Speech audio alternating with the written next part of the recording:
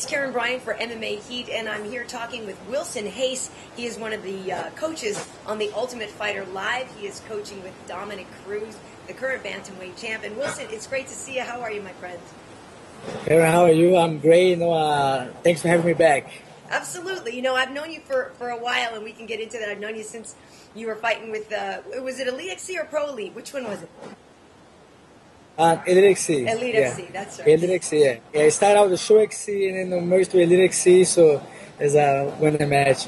All right, that's right. Well, let's get right into it about the season. I'm curious how you feel it's going. You were featured a lot last week when you were training with Justin, getting him ready. So how do you feel the season is going, and what's the current vibe on Dominick's team?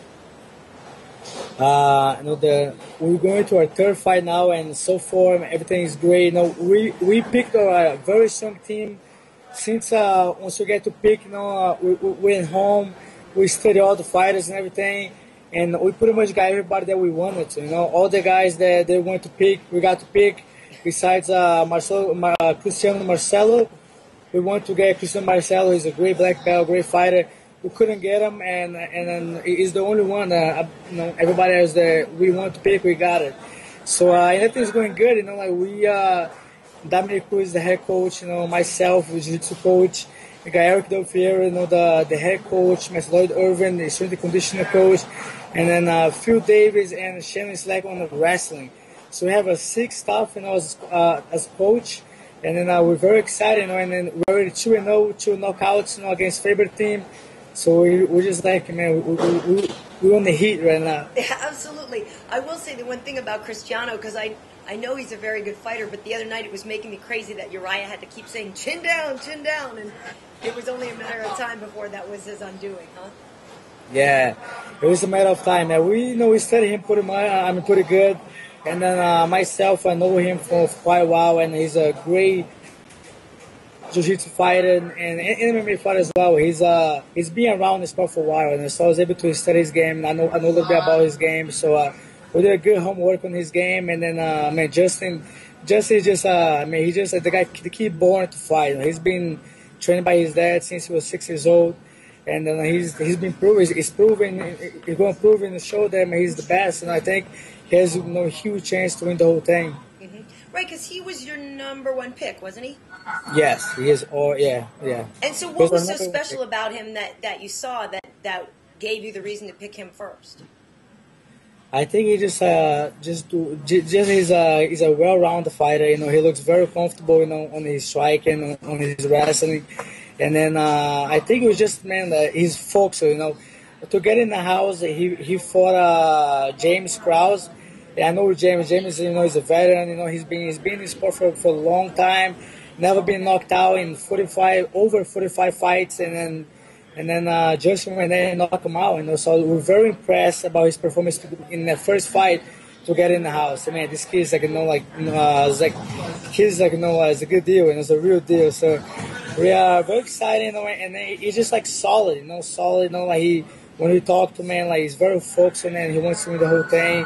And then it's just the beginning. That's why we picked him. That's great. Well, I do want to talk about Tickle a little bit, because that was also something that came up on the show last week, and he was saying that he'd never had a coach, had to sit down and talk to him about training, and Dominick talked to him saying that he didn't think he was completely focused. Oh, I forgot my mouth guard. Oh, I forgot to wrap my hands the right way. Or, I'm curious what your take is on Tickle and on the relationship between Dominick and Tickle. Yeah, I think he's a great fighter, especially, we see a lot when he's sparring. He always sparring hard. He got great, striking arsenal, wrestling, he's working on his wrestling and jiu-jitsu, but he's come along very much. And he's just there, just things like that, his work ethic, they're a little concerned about it. It's shoes here and there, I gotta go to the bathroom, I gotta do this, I gotta do that, my hands hurt, But things like that, we don't know if it is part of the show, if it's game, he doesn't want to show too much, if he's trying to hide things because in the show he wants to win. So we don't know. We're getting to know him, but I think Dominick, is work with him hard daily. He's talked to him a lot.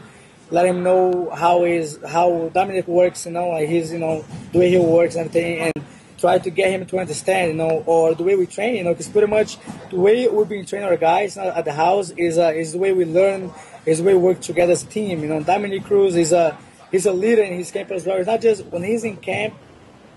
He's a guy that always giving tips. The guy who do this, that he's a coach as well, even when he's in his own camp. So he's trying to pass that along, with Tickle, getting his ass the whole time. Say, man, work hard and everything. And then try to get to know Tickle a little bit and to find out if the way he is, if he's always like that, cheating in his training, or if he's just a part of his, of his game for the show. So we're just trying to figure it out, but we work him hard, so get him ready for the fights. Right. Well, that's good, and we should back up a little bit. Some people may not realize that even though you're in Philly right now and you're usually based there, that you do train out at Alliance in Chula Vista with Dominick and Phil and Eric. I mean, if you could just talk about the coaches as a unit and what you guys are usually doing when you're not coaching together, how it was that you all were able to get together and work together on the show. I know we pretty much, we're doing a great job, getting together, before the show, when we pick your teams and everything. And afterwards, after every day, we go home, like we study, our future opponents, we study, the way we study all our guys, things they gotta get better at and everything. And we build up our own game plan for the show, for the season. That's what we're doing, We're on the show to win, We want Dominick Cruz camp, Dominick Cruz team to win. So we do everything that we can, like all the head coach, Dominick Cruz, Eric Del Fiero, and Lloyd Irvin. Those are the main guys that create the game plan and everything. We're getting together daily, and they work together. We work great as a team. We ask, every coach, Eric and Lloyd Irvin, and Dominick ask every coach what they think about every fighter, So we're doing great as a team, to get everybody ready for the fights and for the show, things that every fighter got to get better in particular, So I think we're doing great, man, as a team. We go home, and we're in camp as well. So after the show, we get to go home, we go train. We have 2 sessions a day. Team Alliance MMA in Vegas now. A lot of guys getting have fights scheduled with UFC and all the shows, so they're getting ready for that. And then so when we get after the show, as soon as we're done the session with the guys at the TUF house, we go train and we go home. We just study, and then we get a meeting, to talk about the house, Right. Well, yeah. I mean, you're bringing up a lot of great points. There's so much to talk about on the show.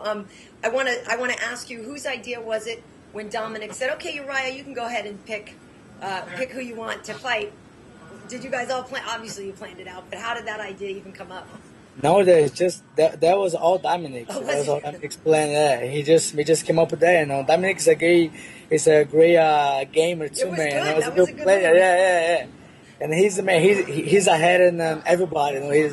He's a great coach, and then I like great things, coming. It's to come in the show. It's just the beginning. Right.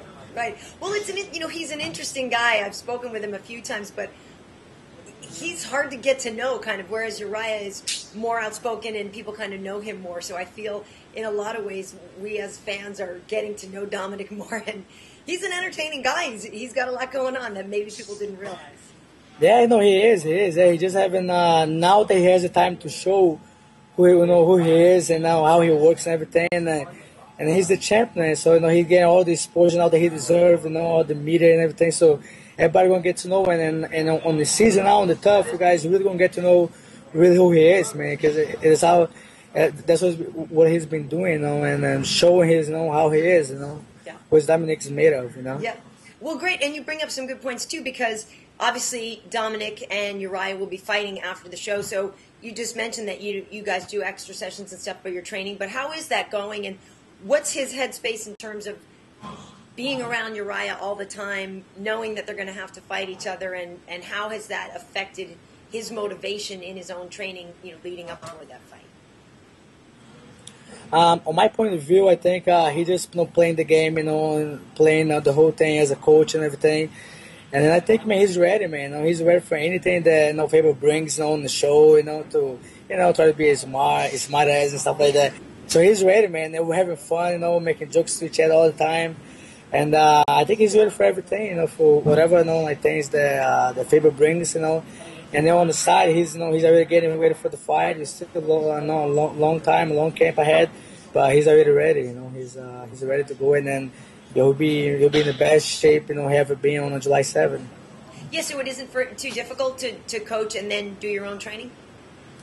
No, I think for me as a coach, and to be invited to be to be in the camp with them, to be invited to be in the show, and then at the same time, join Alliance MMA in Las Vegas. We have 5 apartments. We have about 30 guys. We have the whole camp moved from Las Vegas. From San Diego, from Chula Vista to Las Vegas, and great jiu-jitsu guys from Lloyd Irvin Academy in Camp Springs, Maryland. All in Las Vegas as well. So we have a lot of fighters, all the coaches there in Las Vegas. So after every session in the house, the morning session, in the evening, we go right to our training. So the 2 sessions at TUF and 2 sessions, at the Alliance MMA in Las Vegas. Yeah. So it's fun for me to be working at TUF and everything, and then go right in best camp, with all the fighters, all the UFC guys, and all the guys, and so I'm working and I'm in camp at the same time. So it's awesome. Good. And we should say what's up with you. You had a fight in December that you won, right? We want to talk a little bit about Bellator because the last, near the end, it didn't go your way and you dropped weight classes. I'm curious, what weight did you fight at for your last fight? And have you decided if you're going to stay a bantam or go back up to featherweight? Do you know what you're going to do? So after I lost to Patricio Pibu, I dropped to 135. And then I fought Eduardo Dantas in Bellator, and then I got knocked out with a flying knee. So, it was a good fight. I was doing good in the first round. And then he frustrated me with his game, with his length style. And then I lost the fight. So I remained in 135, and I love the weight class. And then I think great fights, they're to come for me in that weight class. And then right after I lost the Bellator fight, I got released by Bellator. And then I just want to stay busy. Before the end of the year, I was already looking for fights, and I just want to end the year, with a win. So then I get to contact shows in Brazil that I never fought in Brazil, my native country. So I went there in Brazil and I fought in Bahia. The WFE is a great show over there, and I got a good win. I think on the first round, on the 3rd minute, I got a submission rear naked choke against Bruno Menezes, a very well-rounded fighter in Brazil. So I end the year with a good win. I get very established fighter in Brazil. So now I'm just waiting for my manager to call me, Eduardo Alonso, with the good news for the next fight, and stay busy. I just wanna build up a good win streak, and then I think my goal is get to the UFC now. My goal always was to find the best promotions. That's when I started fighting MMA. I had 2 fights in a smaller show, and I moved up to Elite XC. And then after that, I got picked up by Bellator. And the same thing now. I just want to fight the best shows, be around the best coaches, the best fighters, and then make it to the big stage. Well, that's good. And obviously, you can learn a lot when you win. And people say you learn more when you lose. And anybody can get caught and knocked out. But in hindsight, looking back, do you see what maybe you didn't do right in camp? Or was there something that just wasn't right mentally that you feel now that you've been able to overcome? Yes, definitely. I think after last year I lost 2 fights, and it was the first time in my career that I got knocked out, and I was twice in a row. So it's very hard to deal with that. So I had to really sit down and try to talk to myself and realize what's going on, and talk to the coach, talk to Eric Del Fierro, and Brad Dares, my both main coaches. So we got to figure it out, and get better. My weakness is always the striking. I'm coming from a jiu-jitsu background, so working a lot on the strike and then get more comfortable. And last year I want to strike a little more. So I exposed myself a little more. That's why I ended up not being knocked out. But I was there fighting on the feet. So I get to pass there. And then now I'm much more comfortable. And now the time that I don't have fight schedule, just work on my learning process as far as striking, wrestling, and everything. So I definitely learned a lot, in my defeats. But I think, a lot I got to. I think it was because I'm getting better, I'm getting more comfortable with my feet, and so a lot, especially against I'm a shorter guy, so a lot of the both guys that I lost, especially my last fight against Eduardo, he was like 5 inches, taller. But we just fixing mistakes, filling the hole, so we're gonna be ready to go by the next fight. That's great. Well, I can't wait, and we've shown it before. Remember that picture I have of you, me, and Bigfoot and Tony Silva? Yeah, still one of my most favorite pictures ever. Thank you. I'll have to share that one again. I just kind of want to wrap it up, but I want to ask you. Obviously, the Ultimate Fighter keeps going, and new seasons keep coming along, and every day there's young fighters that want to get on the show and are trying to make it in the big leagues.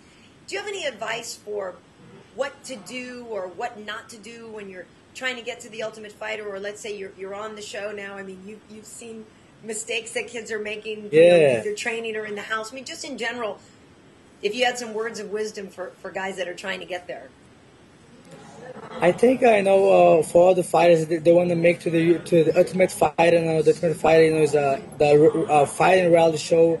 I think even the first to get to the house, they gotta work on their skills. I think as a fighter, you want to be well-rounded. Go always look to a real good MMA school. With the real coaches and everything. I think it's the number one step.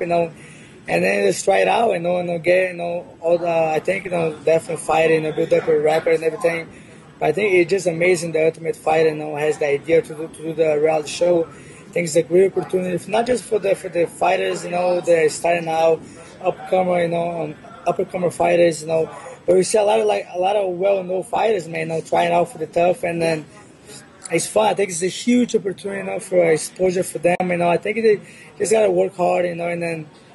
Set a goal. If you go to the Ultimate Fighter, I just recommend to win the show you have to fight. And to fight, to win you have to train. Then just look for a good training, pick up good wins, and experience, and be entertainer. That's what they look for. Just be you. That's how you're gonna get in the house. That's great. And I don't know if you saw the one from Brazil the other day. It's fantastic. I'm very excited. I was actually in Las Vegas, and all the fighters got to see it. And then we tried to go to the house and watch it. I mean, we couldn't watch it, but I'm excited to go online and watch. I went on the Tatami website, so I get to see the results and everything. Right. I'm very pumped and happy at the same time. I get my whole family in Brazil. Right. Now my parents, they were able now because the UFC and the MMA. It's so big in Brazil right now. They're growing it's amazing how fast they're growing. The sport growing in Brazil, and then my parents got to watch me. And now they really understand more.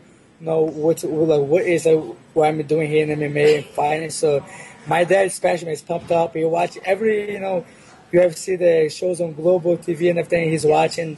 He's very excited with the reality shows. I'm so pumped up. Can't wait to go to Brazil and be a part of it. That's great. And I lied. This is my last question. Obviously, we know that there's going to be a fight in June with Chael and Anderson in a big, huge stadium. People have talked about whether or not Chael's going to be safe down there, how the crowd will treat him. Just in general, what that's going to be like. Do you have an opinion on the Chael and Anderson thing, and just in general how he'll be received down there? As a Brazilian, he talks a lot of, a lot of bad things. But not about. I don't think he never said anything about bad about Brazil, the country in general, but more about the fighters in MMA. So, but I think he's gonna be safe. I think the UFC gonna make sure he stays safe, and I think the Brazil guys are gonna keep him safe so he can so beat his ass. I think, but I don't think he's gonna be too welcome. I just hope he stays safe and then get through the fight. And then I'm just excited. I don't think he's going to be welcome, but he's going to be well treated there. All right, I get it. There's a fine difference. So if you had to pick a winner for your season of Ultimate Fighter, I know you're not really supposed to play favorites yet, but who do you think's got a good shot of making it to the finals?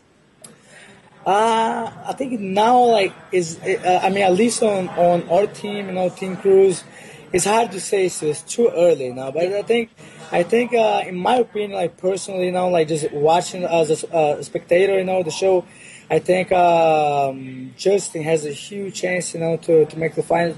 Kids, he's an amazing fighter. He has a knockout power. Mm-hmm. But then, it's too early because there's a lot to come. And then I think, Tickle, is a heavy heat too, heavy hands. And Tickle, and then There's so many guys, now they're coming up now, they get to know them, man, that guy is tough. That at first we thought it wasn't so, so tough, and now the guys are really showing out, man. We're, they're in camp. We're going to our third week now, and then they're showing that they're like, we're glad they pick a very strong team, and it make us happy every training, man. Those guys are improving every time, and I think Justin is my favorite, but then there's so many other guys that then have no chance to to make to the finals. I think, man, and upsets happen, so we're excited to see how the second goes down. Well, that's great. Well, Wilson, it's been fun watching you, and I look forward to seeing it play out. And hopefully you'll be back in the cage yourself soon. It's always fun to watch you play. Thank you very much. Yeah. I can't wait. Right now I'm in camp myself, so we are waiting for the next fight. Hopefully get the good news soon about the next fight, the location, and you'll be the first one to know. All right, great. Well, thanks, Wilson. You have a good one. Thank you very much. Bye bye.